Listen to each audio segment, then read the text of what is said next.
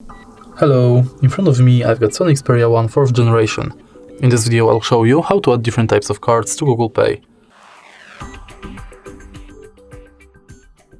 In the beginning, let's enter Google Pay app.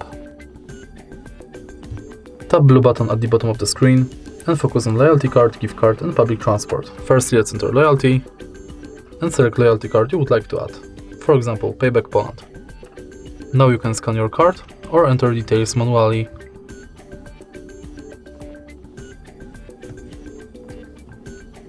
Let's select gift card this time. And similar to loyalty card, select shop. Enter card number, PIN, balance your notes and tap save.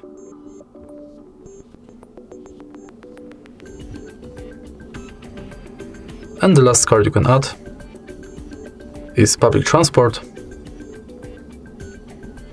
If you are able to find your public transport selected, you'll be redirected to a website where you have to finish the inside form. And that's it. All of your cards will appear right here.